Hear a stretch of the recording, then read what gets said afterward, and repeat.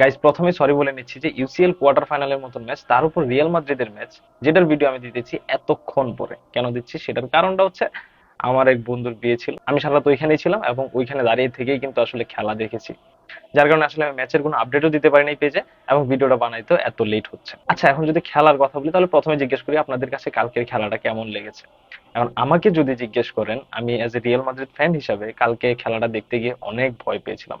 বিশ্বাস করেন, ম্যাচ দেখতে গিয়ে অনেকটা রাগ হয়েছিল, ভয়ে ছিলাম। যেভাবে সিটি আসলে অ্যাটাক করছিল, ভয়ে না থাকার আসলে কোনো কারণই নেই। তার উপর আমার আশেপাশে ছিল সব বার্সেলোনা ফ্যান, ওরা তো সিটি যখনই অ্যাটাকে আসে তখনই খুব উল্লাস শুরু করে দেয়, মনে হয় যে বার্সেলোনা চ্যাম্পিয়ন্স লিগ জিতে গিয়েছে।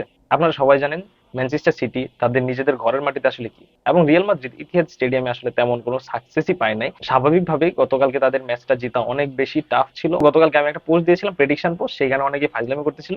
আমি লিখেছিলাম যে ইতিহাদের সৃষ্টি হবে ইতিহাস। আসলেই দেখেন গতকালকে কিন্তু একটা ইতিহাসের সৃষ্টি হয়ে গেল, রিয়াল মাদ্রিদ ইতিহাদ থেকে জিতে ফিরে এসেছে। তো এখন ম্যাচের পুরোপুরি টেকনিক্স আপনারা পেপ গার্দিওলা সম্পর্কে জানেন, কার্লো আনচেলত্তি সম্পর্কে জানেন। পেপ গার্দিওলার টেকনিক্স গুলো আসলে খুবই কমপ্লিকেটেড, মানে ওর প্রত্যেক ম্যাচের জন্য আলাদা আলাদা কমপ্লিকেটেড কমপ্লিকেটেড টেকনিক্স ইউজ করে। কালকের ম্যাচের মধ্যে সে একটা আলাদা রকমের টেকনিক্স ইউজ করেছে, যেটা আসলে অনেক কমপ্লিকেটেড। কিন্তু কার্লো আনচেলত্তির টেকনিক্স সম্পর্কে আপনারা যারা জানেন তারা দেখবেন যে তার কিন্তু টেকনিক্স গুলো খুবই সিম্পল। সে কিন্তু খুব সহজ ওয়েতে সবসময় তার প্লেয়ার গুলাকে সাজায় এবং তার প্লেয়ার গুলাকে খেলে। গতকালকের ম্যাচে আসলে দুটা দলের টেকনিক্স ছিল এরকম। ম্যানচেস্টার সিটি টেকনিক্স গুলো ছিল যে তারা বল পাস করবে এবং পাস করে আগাবে, পাস করে করে আগাবে। কিন্তু রিয়াল মাদ্রিদের যে টেকনিক্সটা ছিল সেটা হচ্ছে পুরোপুরি ভাবে ডিফেন্সিভ কাউন্টার অ্যাটাকে খেলা। তারা 9 জন প্লেয়ার, মানে গোলকি সহ 9 জন প্লেয়ার মিলে ডিফেন্স করেছে। 2 জন প্লেয়ার রেখেছে সামনে, মিডফিল্ড অঞ্চলে রেখেছে মাত্র 2টা প্লেয়ার, যেটা হচ্ছে রদ্রিগো আর ভিনিসিয়াস জুনিয়র।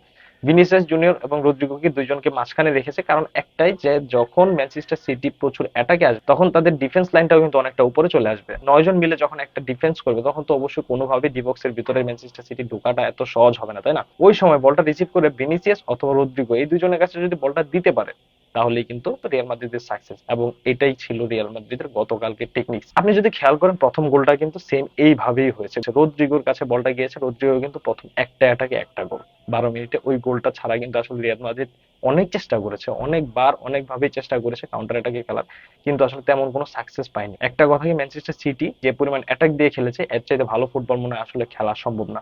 তারা অনেকভাবেই চেষ্টা করছে, কিন্তু কথা হচ্ছে বেস্ট টিমের সাথে যখন খেলবেন তখন আপনার এর চাইতেও ভালো ফুটবল খেলতে হবে। রিয়াল মাদ্রিদের ওইখানে ম্যাচ জেতা অনেক বেশি টাফ, এটা আমরা সবাই জানতাম, কার্লো আনচেলত্তি নিজেও জানতো। সে তার নিজের টেকনিক্সটা এইভাবেই রেখেছে যে আচ্ছা ঠিক আছে, আমরা ফার্স্ট লেগে যেহেতু ড্র করেছি এইখানে আমরা ড্র করবো, তারপর পেনাল্টিতে যাই খেলবো। রিয়াল মাদ্রিদের গোলকিপার লোনেন, সে কিন্তু পুরোটা ম্যাচে দারুণ কিছু গোলকিপিং করেছে। লাস্ট ফাইনাল গোলটা করেছে রুদিগার, যার বলেই কিন্তু গোল খেয়েছিল রিয়াল মাদ্রিদ। এই রুদিগারই কিন্তু প্রত্যেকবারের মতন এবারও হালেন্ডকে পকেটে ভরে রেখেছে, মানে এইবারও হালেন্ডকে কোনো ধরনের গোল স্কোর করতে দেয়নি, ফার্স্ট লেগেও দেয়নি, এই লেগেও দেয়নি। রিয়াল মাদ্রিদ গতকালকে ডিফেন্সিভ খেলেছে এত, এটার জন্য অনেক ট্রোল শিকার হইতেছে, এটার জন্য অনেক ট্রোল আসলে দেখতেছি আমি ফেসবুকে। একটা কথা কি, ফুটবল যেমন অফেন্সিভ খেললেও একটা সৌন্দর্য, আবার ডিফেন্সিভ খেলেও কিন্তু একটা সৌন্দর্য আছে, যেটা গতকালকে রিয়াল মাদ্রিদ প্রমাণিত করেছে।